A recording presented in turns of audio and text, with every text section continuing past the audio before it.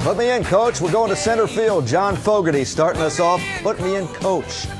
Because we're opening up the Fox 2 Job Shop. If you're looking for work, you can't connect, nothing seems to be happening, maybe you need a coach. James Logan is a coach. He is a career coach. His company, Higher Level Coaching, is based in Detroit. First of all, what is a coach and what is a coach going to do for me? Sure. A career coach is similar to an athletic coach. Our job is to help our clients, or like an athletic coach, is to help their players put them in the best position to win the game.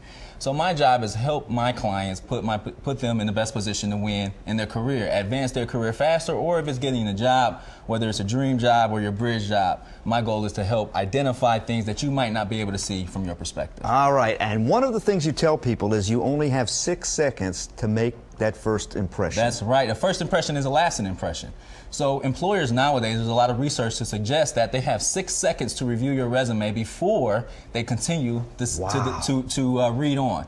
Right? So you have 6 seconds to impress them, and they're looking for a few things within those 6 seconds. If they're not organized in the way that they should be, then they may not be read by an employer. All right, and let's take a look at this. What is a resume? A resume is a marketing document, you say. It is not an account of your work history.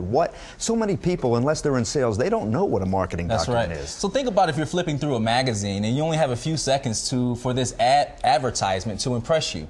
That's the goal with your resume. If you were a company, Murray Feldman Incorporated was a company, what would you communicate on your print advertisement? It needs to be short, it needs to be concise, it needs to be to the point so it can communicate your value truly for an employer. It's not a detailed account of your work history, all right, believe it or not. Now, a lot of people get that one wrong. You tell your clients that they should highlight their accomplishments and the results, but not necessarily their duties. Exactly. So many people want everybody to know that they were an assistant manager or they were this person or that kind of person. Employers are savvy enough nowadays to showcase, to know what your title entailed, right? Employers know if you're an assistant manager, you might have led people, you might have been responsible for increasing sales, so on and so forth. Look at that. Sure. Action, context, and results. Mm-hmm. You're talking about bullet points in the resume, showing those things, but walk me through this. Action, context, and results. What do you mean by that? So you want to start with a very strong action verb, because after those 6 seconds, they will look for your accomplishments, not your duties. So one way to showcase your accomplishments is to put your bullet points in a very clear and concise way. Start out with a strong action verb, maybe coordinated, designed, implemented, and then you want to give the context briefly of that action verb. And finally, you want to end with the result.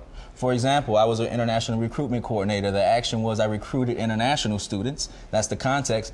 The result was that we increased the international population by 150% over 3 years. Wow, so you show the result there. Absolutely. Now, quantify your results. Now you're talking one-on-one to somebody sitting across from that interviewing table, and everybody wants to make a good impression. That's right. How short should you go? How long should you go? Yeah, so you want to make it a discussion. So you have 50% of the speaking time, you want to share that with the interviewer. So it's more of a discussion, less of an interview. You want to speak for 20 seconds to 2 minutes max. Anything beyond 2 minutes, you're going too long, and you might risk boring the employer or losing important detail.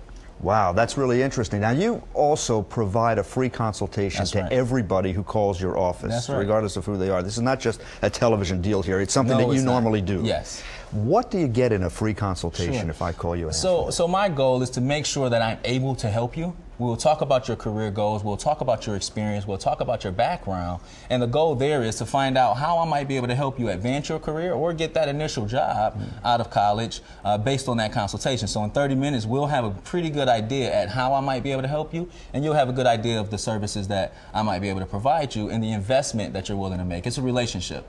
A coach is like an athletic coach. I want to build a relationship with my clients, and that's the first impression to say, hey, I may be able to help you. All right, we have a link to his company and his site and his office at myfoxdetroit.com. You'll find it in the job shop. James Logan, Higher Level Coaching Detroit. Higher, H-I-R-E-R. That's right. For a specific reason. That's his action verb. Getting it going to higher, right? Absolutely. James, thanks so much for being here. My pleasure. He'll be back with us again. I'll see you tonight on Fox 2 News beginning at 5 o'clock. Bye, Murray. Thank you. Thanks, Murray.